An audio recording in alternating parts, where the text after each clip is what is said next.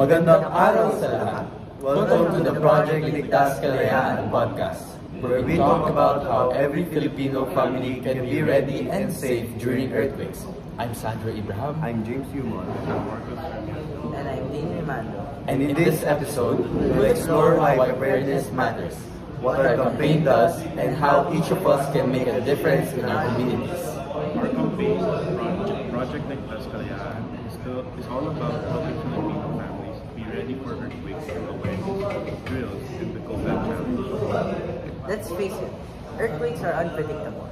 The Philippines experiences thousands of small tremors every year, and some can cause serious damage. Right, and most households still don't have an emergency plan or go back ready. That's why this campaign exists, to build a culture of readiness. So, ayun nga, diba? Main goal kasi namin dito sa Ligtas Kalayaan is to promote earthquake readiness, especially in high-risk and low-income communities. And ang number one kaya sa Kalayaan, kasi dun kami sa Kalayaan na banda, diba? Yung Kalayaan, dun sa Kalayaan, yun kasi, yun yung need natin, yun yung parang target market namin dito sa Kalayaan. Yeah. And we do this by, we would like to conduct earthquake drills with barangay officers and teaching families how to prepare and use a go bag. Siyempre, kailangan i-utilize lahat ng gamit, di ba? Hindi naman pwede aware ka lang. O ano naman kung aware ka tapos hindi ka marunong mag-prepare, di mo laman yung mga need mong gawin. O kayo ba? Mas gusto niyo bang ganun? Ano yan? Ganun lang tayo. Talk over and hold, tapos antay na lang tayo sa mga kailangan tayo pa lang, meron agad tayong initiative ba? Kailangan prepare. Hindi pwede yung nag-iinarte guys. Hindi yung duck cover and hold. Hold me forever. Wala na si Batman. Duck cover. Love me forever. Parang ganun guys. Tama. Kaya dito kami para mag-share ng simple lang naman, pero life-saving information dito sa social media. That's why we have TikTok, Instagram, Facebook. Ayun, so follow them all guys. Project Ligtas Kalayaan. Yun lang, okay? Because preparedness doesn't need to be complicated. It has to be consistent. Ayun. Okay. So as we know, earthquake strikes without warning, and the Philippines is located along the Pacific Ring of Fire, which make us high prone to them. So preparedness can save lives by reducing panic, guiding families to safety, and ensuring that everyone knows what to do when disaster hits. Being ready isn't about fear. It's about protection, and quick response. Ayun. At saka yung question na sinagot ni Sir James dito ay yung question na may nagtanong kasi dito about can you share why earthquake preparedness is so important in our communities. Ayun yung sinagot ni Sir James dito.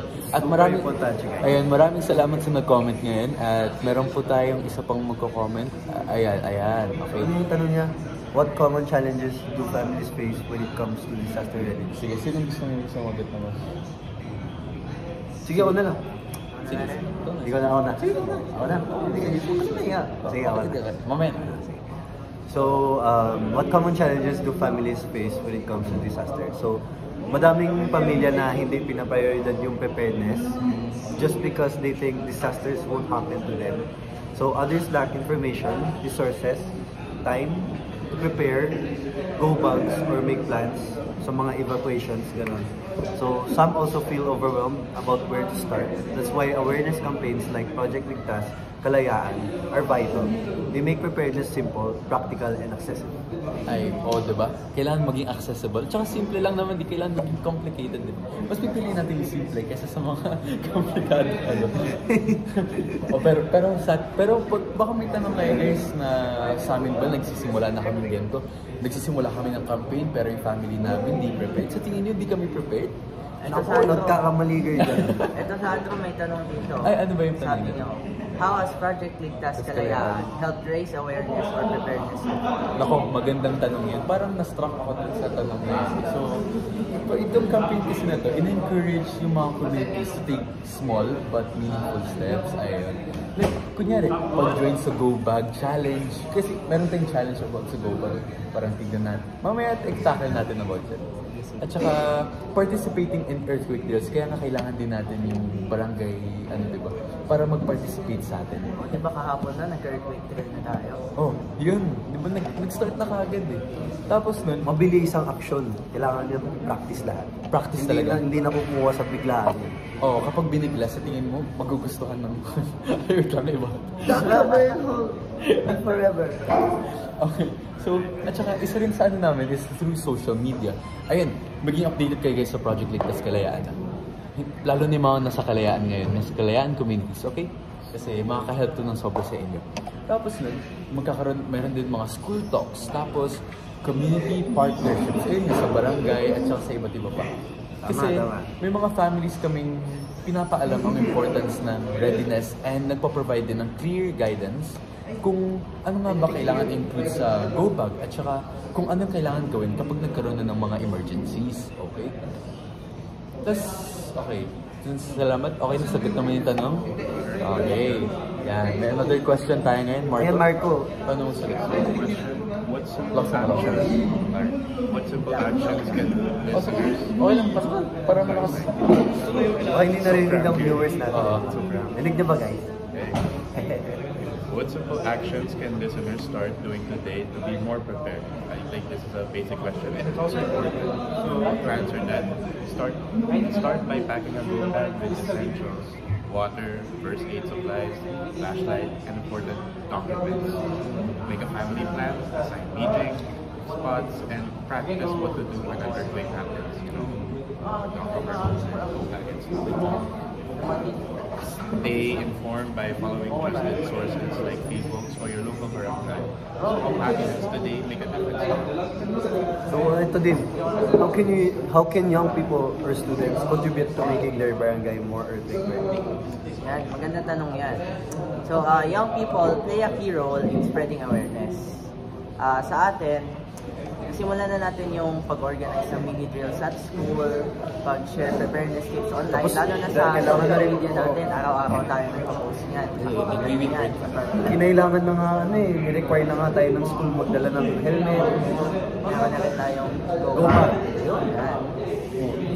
Ay, yung helmet na yun pala. Kung iisipin ninyo, di ba? Parang, baka yung ba kasi sa inyo, iniisip na, okay, ang magagawa yung helmet na yun pag nabagsakan ka ng 10 kilong semento. Pero wala, at least, di ba? Ang tulong dun sa helmet na yun kasi guys, yung mga falling debris habang nagkakaroon ng earthquake, di ba? So, dati mag-drop, cover and hold. So, in case may mga mahulog na mga maliit na bagay na pwedeng ma-concussion, ano tayo, matay, ganyan. Maka-help talaga ng sobra yun. Minimize yung dami. Tsaka huwag niyong isipin na walang tulong yung parang pang-engineering na helmet. Kaya nung ginagamit ng engineering yun. Lalo sa civil engineering guys, kailangan yan. Mayroon pa ba tayong question? So mga sa engineers dyan, shoutout sa inyo. Nabanggit kanina yung Go Bag Challenge, Sandro. Baka gusto natin pag-usapan naman. Okay. Kasi sa social media natin, meron tayong Go Bag Challenge at ipapakita doon na parang meron tayong set na time within that time, tapos isi-share niya sa social media kung ano yung nilalaman ng Go Bag ninyo. Mapagkain man yan, medicine o kung ano man. Kasi dun sa Go Bag Challenge ngayon, mapapakita kung gaano kayo ka-prepared or ano nga ba yung ihahanda ninyo kung nagkaroon ng sakuna, di ba? Para sa akin, siguro maglalagay ako ng maraming biscuit. Kasi, patawid Matako ko gutom. talaga yun. Ikaw ba? Patawid Ano ba gutom naman ang ganun. go bag? Tubig yung akin. Tubig. Siyempre, number one, hydration guys. Stay hydrated.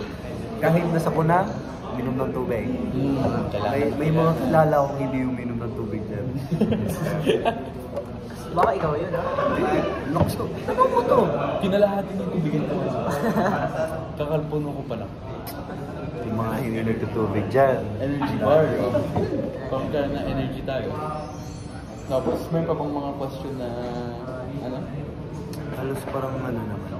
May pa bang mga questions na... May mga tanong ba kayo guys? Ayun na. Lagyan nyo na sa chat box namin guys. Sige, antay tayo.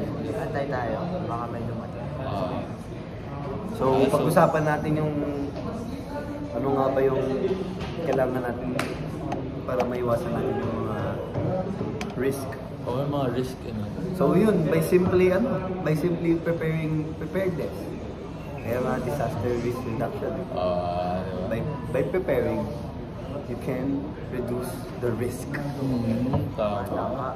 Okay, sige. Ano natin, parang wala naman ng mga questions ngayon. Okay, so natin lahat. nasagot naman na lahat. So, if you want to take part in our movement, guys, please join our community drills and ipakita ninyo yung go bag ninyo sa go bag challenge natin. At saka, follow our social media pages sa TikTok, YouTube, Instagram, YouTube, Facebook, Instagram. Ayun pala yung Instagram, di ko na-include kanina pati YouTube. Pero, ang title lang naman lahat nun, ang pangalan naman namin lahat nun is Project Ligtas Kalayaan. So, follow nyo lang, mabilis lang naman yung type it. At saka, you can also start by, syempre, helping yourself and helping your family. Doon talaga sisimula para mabuo yung community natin, di ba? Tsaka, syempre, turuan mo na rin yung kapitbahay mo. Huwag kayong selfish. Oo, panipak yung go bags. We save lives as a community. Yes, as a We community. lend hand to each other. Oh, Hawak kamay. Project Kalayaan. So pinaka-importante sa lahat, preparedness saves lives. Every home that's ready means one less family at risk when disaster strikes. Let's work together to build a safer, more resilient community. This has been from Project Ligtas Kalayaan. Stay safe, stay prepared, and remember, handa, ligtas.